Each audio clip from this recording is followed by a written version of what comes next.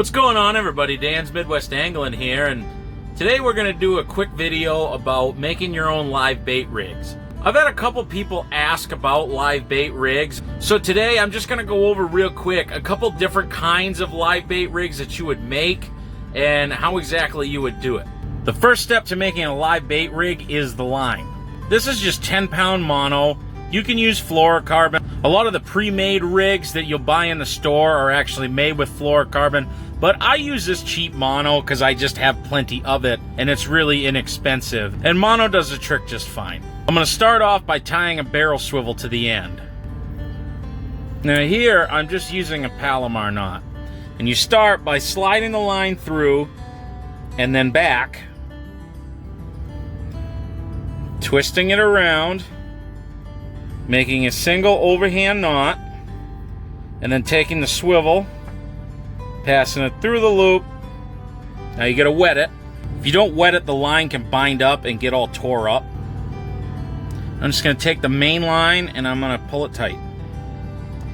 And then I'm gonna take the tag and pull that tight. And there we go, there's a Palomar knot. And then for the length of line, certain species aren't as tackle shy, like brook trout, but a walleye is going to want as much space between the weight and the live bait as possible. So I'm just going to take it and I'm going to stretch it out the length of my arms. That's going to give me plenty of length to tie on here and get the weight away from the bait. Now that I've snipped it, the first thing I'm going to do is take a spinner.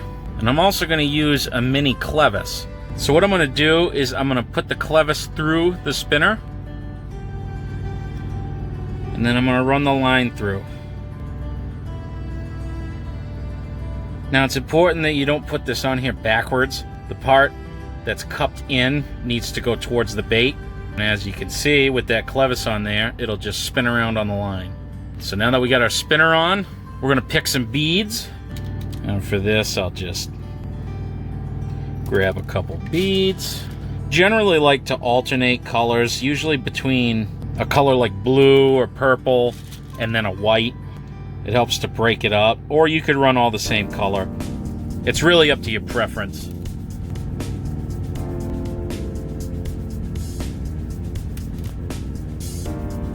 Now once you got about 5 or 6 beads on, you're ready to do a hook. There are two kinds of live bait rigs, and that depends on whether you're using minnows, leeches, or crawlers. Minnows and leeches, you're only going to use a single larger hook. But on a crawler harness, you're actually going to use 2, and they're going to be smaller hooks. And you're going to tie these on with a snell knot, which I'll show you to do when I make the second rig. But for this first one, we're just going to do a minnow leech rig because I've already got the beads on there and it's really straightforward. We're going to take this hook and tie it on. Then with octopus hooks, you also just want to make sure that they're going the right way, that they're not facing backwards.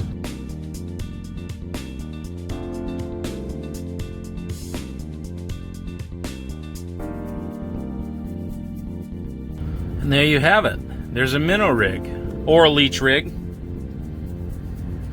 Now, if you order a kit with all the different blades and clevises and beads in it, you're probably going to get some of these floaters. And you're probably going to use these on a crawler harness. And they're optional. You don't have to put them on there. But what they do is they're especially helpful if you're set lining because they'll actually pop the bait up higher in the water column because they're floating. I'm going to take a couple of these beads off and replace them with some floaters.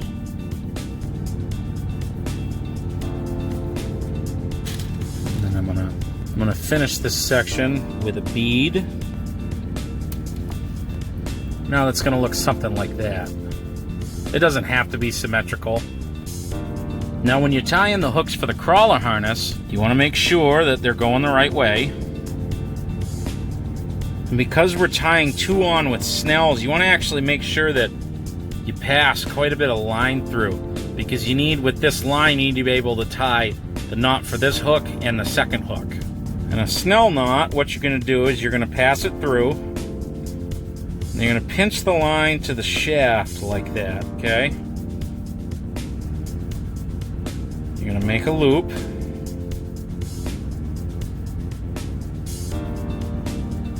Now you're gonna take this tag and you're gonna wrap it around the shank.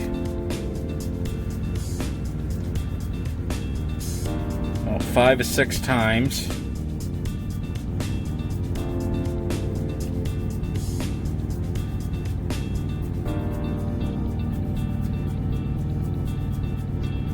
And you're gonna take the tag, you're gonna pass it through that loop.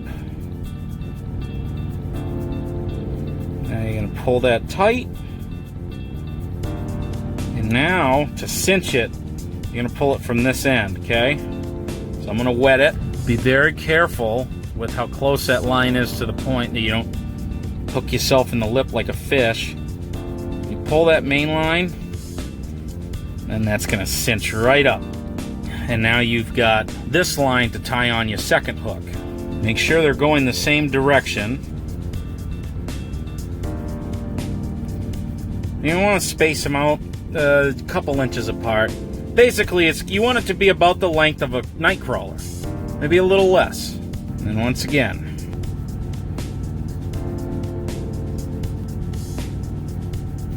make our loop, wrap the shaft. That's what she said. That's my joke. Damn it, Dwight. And we're gonna go back through.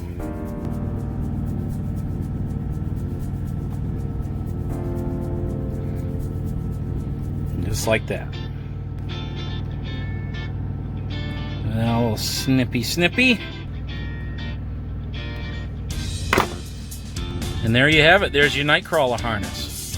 When you go to tie this on your main line, you can use a snap swivel, and that way, if you need to change colors or change a different style or switch bait, you can easily do that without having to tie a knot. Just remember to place your weight on the main line before you tie on the snap swivel or tie your main line directly to the barrel swivel. And that's it. Now you can tie your own rigs and save yourself all kinds of money. Now, one trick to storing these things is to pick up one of these handy deals. Lindy makes it. And all you do is put the barrel swivel on this little knob here and wrap around. Once it's tight, just poke the hooks into the rubber here. And now your rigs are not tangled up and ready to go. This has been Dan's Midwest Angling. Thanks for watching. We'll see you on the next one.